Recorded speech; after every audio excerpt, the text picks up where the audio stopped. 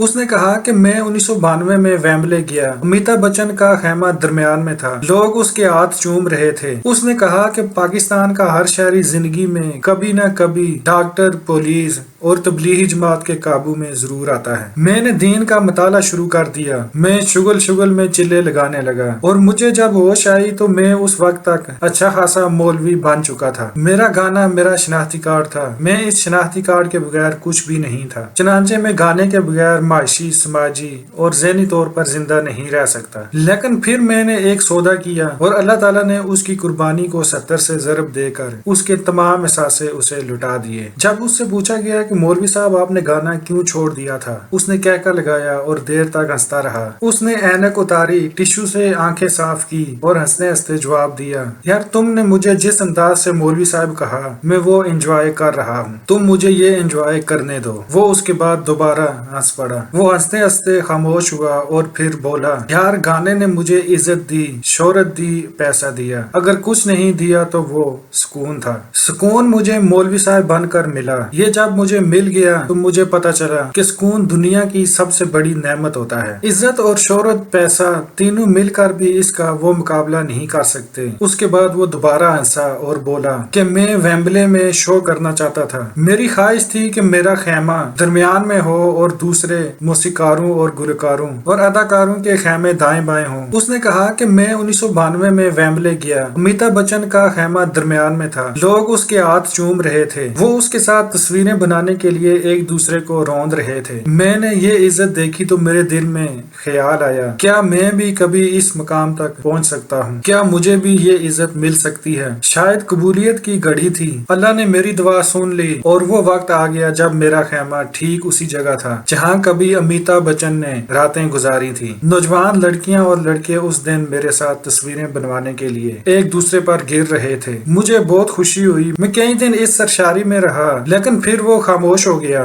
وہ دیر تک کچھ سوچتا رہا، پھر اس نے سر اٹھایا، میری طرف دیکھا اور بولا، لیکن پھر ایک نئے احساس نے اس سرشاری کی جگہ لے لی۔ وہ کہنے لگا، مجھے محسوس ہوا میری کامیابی نے مجھے عزت تو دے دی، لیکن میں سکون سے محروم ہوں۔ مجھے یہ بھی محسوس ہوا سکون عزت سے بڑی چیز ہے اور مجھے اس بڑی چیز کی طرف جانا چاہیے۔ میں خاموشی سے سنتا رہا۔ وہ بولا، میں اس کے بعد بھی گاتا رہا۔ لوگ میرے گانے سنتے تھے۔ دل پاکستان میری پہچان بن گیا۔ میں جہاں جاتا تھا لوگ مجھ سے فرمائش کرتے تھے، میں ذرا سا گنگنا کر آگے نکل جاتا، لیکن میں اب عزت کے ساتھ ساتھ سکون بھی تلاش کر رہا تھا۔ اور پھر اللہ تعالیٰ نے کرم کیا اور مجھے یہ نعمت بھی مل گئی۔ وہ خاموش ہو گیا۔ میں نے اس سے پوچھا، تم تبلیغی جماعت اور مولانا طارق جمیل کے قابو میں کیسے آئے؟ اس نے کہا کہ پاکستان کا ہر شہری زندگی میں کبھی نہ کبھی ڈاکٹر، پولیس اور تبلیغی جماعت کے قابو میں ضرور آتا ہے۔ زیادہ تر لوگ ان کے ساتھ چند دن گزار کر واپس آ جاتے ہیں، لیکن تھوڑی سی تعداد دائمی مریض، عادی مجرم اور مولوی صاحب بن کر مستقل طور پر ان کا حصہ بن جاتے ہیں۔ اس نے بتایا کہ میں بھی ایک دوست کے ذریعے مولانا طارق جمیل سے ملا اور پھنس گیا۔ سوال پوچھنے والے نے پوچھا کہ آپ کیسے پھنس گئے؟ اس نے کہکا لگایا اور جواب دیا، مجھے اس شخص نے اتنی محبت دی جو مجھے اس سے پہلے کسی سے نہیں ملی۔ یہ محبت میرے لیے نشہ ثابت ہوئی اور میں اس نشے کی لت کا شکار ہو گیا۔ میں نے دین کا مطالعہ شروع کر دیا۔ میں شغل میں چلے لگانے لگا، اور مجھے جب ہوش آئی تو میں اس وقت تک اچھا خاصا مولوی بن چکا تھا۔ پھر پوچھنے والے نے اس سے پوچھا کہ آپ اچھے خاصے سمجھدار انسان ہیں، آپ درمیان میں بھاگ کیوں نہیں گئے؟ اس نے بتایا کہ میں نے بھاگنے کی ایک آدھ ٹرائی کی تھی، میں نے گانا چھوڑ دیا تھا، لیکن پھر اچانک احساس ہوا، جنید جمشید تم کھاؤ گے کہاں سے؟ تمہیں اس کے علاوہ کوئی کام ہی نہیں آتا۔ گانا میری زندگی بھی تھا۔ مجھے محسوس ہوتا تھا کہ میں نے اگر یہ گانا بند کر دیا تو مجھ سے میری زندگی چھن جائے گی۔ چنانچہ میں نے شیو کی اور اپنی دنیا میں واپس آ گیا، لیکن چند دن بعد غلطی کا احساس ہو گیا۔ میں اس نتیجے پر پہنچ گیا، مجھے سکون اور دولت، شہرت، عزت میں سے کسی ایک کا انتخاب کرنا تھا۔ انہوں نے بتایا کہ میرے اندر کشمکش جاری تھی، پھر اللہ تعالیٰ نے کرم کیا، میرے دماغ سے غلط فہمیوں کے اندھیرے چھٹ گئے اور میں دوبارہ اس لائن پر آ گیا جہاں مجھے ہونا چاہیے تھا۔ میں تبلیغ والوں کے ساتھ شامل ہو گیا۔ پھر پوچھنے والے نے پوچھا کہ کیا شہرت، عزت اور دولت آسانی سے چھوٹ گئی؟ اس نے تڑپ کر جواب دیا، بہت مشکل تھا۔ گانا میرا واحد سورس آف انکم تھا۔ مجھے شہرت کی لت بھی پڑ چکی تھی۔ میرے لیے تصویریں اور فینز، آٹوگرافز زندگی تھی۔ میرا گانا میرا شناختی کارڈ تھا۔ میں اس شناختی کارڈ کے بغیر کچھ بھی نہیں نہیں تھا، چنانچہ میں گانے کے بغیر معاشی، سماجی اور ذہنی طور پر زندہ نہیں رہ سکتا۔ لیکن پھر میں نے ایک سودا کیا، میں نے اللہ کے نام پر اپنے تینوں احساسے قربان کر دیے، میں نے عزت، شہرت اور روزگار تینوں چھوڑ دیے اور اللہ کی راہ پر لگ گیا۔ اس نے بتایا کہ میں بنیادی طور پر اللہ کا قانون ٹیسٹ کر رہا تھا۔ میں نے کسی جگہ پڑھا تھا جو شخص اللہ کے ساتھ سودا کرتا ہے، جو اللہ کے نام پر اپنی عزیز ترین چیز قربان کر دیتا ہے، اللہ تعالیٰ اسے کبھی مایوس نہیں کرتا۔ خدا کی ذات اسے اس کے حق سے زیادہ نوازتی ہے۔ لہٰذا میں نے اللہ کے اس اعلان، اس وعدے کو ٹیسٹ کرنے کا فیصلہ کیا۔ میں نے اپنا کل اثاثہ اللہ کی راہ میں قربان کر دیا، اور وہ بتاتے ہیں کہ یقین کرو اللہ تعالیٰ نے میری تینوں چیزیں 70 سے ضرب دے کر مجھے واپس لوٹا دی۔ میں نے اللہ تعالیٰ کے راستے میں لاکھوں روپے کی قربانی دی تھی، رب کی ذات نے مجھے کروڑوں روپے سے نواز دیا۔ میں نے آج تک ایک رومال نہیں بنایا۔ آپ اللہ کا کرم دیکھو، دنیا میں جنید جمشید کے نام سے کپڑوں کا سب سے بڑا پاکستانی برانڈ چل رہا ہے۔ میں راک سٹار کی حیثیت سے مشہور تھا۔ آپ اللہ کا کرم دیکھو، میں آج نعت خوانی اور اللہ کے ذکر کے حوالے سے پوری دنیا میں مشہور ہوں۔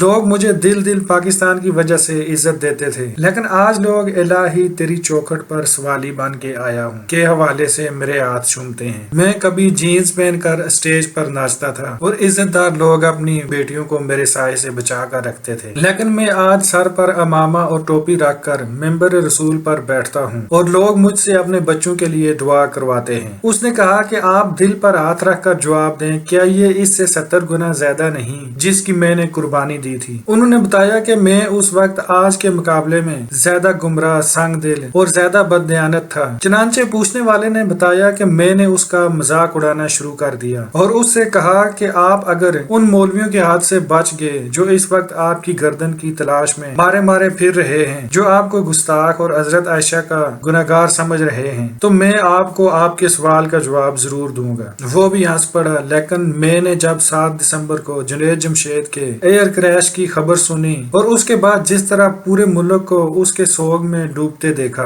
اور پھر 15 دسمبر کو کراچی میں اس کا جنازہ دیکھا، تو میں اس کو سچا ماننے پر مجبور ہو گیا۔ ملک میں ہزاروں علماء، سیاستدان، صوفیاء، بیوروکریٹس اور ارب پتی تاجر فوت ہوئے۔ جنازے جنازہ گاؤں میں پڑھائے گئے، لیکن جنید جمشید کا جنازہ اسٹیڈیم میں پڑھا گیا اور اس میں حقیقتاً لاکھوں لوگ شریک ہوئے۔ تحت نظر سر ہی سر تھے۔ جنید جمشید کو اس سے پہلے ایئر فورس نے گارڈ آف آنر بھی دیا، اس کے کفن کو پاکستانی پرچم میں بھی لپیٹا اور اسے C-130 کے ذریعے اسلام آباد سے کراچی پہنچایا گیا۔ یہ اعزاز آج تک کسی سنگر کو حاصل ہوا؟ جی نہیں۔ دنیا میں مہدی حسن اور نور جہاں جیسے گلوکار دوبارہ پیدا نہیں ہوں گے۔ بڑے غلام علی خان، نصرت فتح علی خان، استاد امانت علی اور صابری برادران یہ موسیقی کے استاد تھے۔ استاد کس عالم میں دنیا سے رخصت ہوئے اور ان کے جنازے کیسے اور کتنے تھے ہم سب جانتے ہیں، لیکن اللہ تعالیٰ نے جو عزت جنید جمشید جیسے ایک سابق گلوکار کو دی یہ بھی سارا زمانہ جانتا ہے۔ استاد ہونے کے باوجود یہ لوگ دنیا سے قسم پرسی کی صورت میں رخصت ہوئے، جبکہ جنید جمشید کے غم کو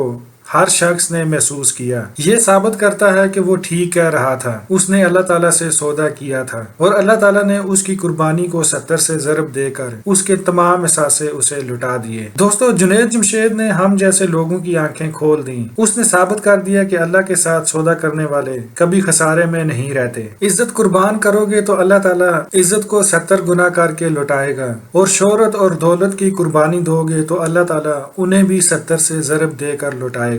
بے شک اللہ تعالیٰ کی اسٹاک ایکسچینج دنیا کی سب سے بڑی اسٹاک ایکسچینج ہے۔ یہ کبھی کریش نہیں ہوتی، کبھی اپنے شیئر ہولڈرز کا خسارہ نہیں ہونے دیتی۔ اس کا انڈیکس ہمیشہ اوپر جاتا ہے، اوپر سے اوپر اور اوپر جاتا ہے۔ دوستو، جنید جمشید کے بارے میں آپ کیا رائے رکھتے ہیں؟ کمنٹ سیکشن میں ضرور بتائیں۔ ویڈیو اچھی لگی ہے تو اس کو لائک کر دیں۔ مزید اس طرح کی ویڈیوز کے لیے چینل کو سبسکرائب کر لیں۔ ملتے ہیں اگلی ویڈیو میں، تب تک کے لیے اللہ حافظ۔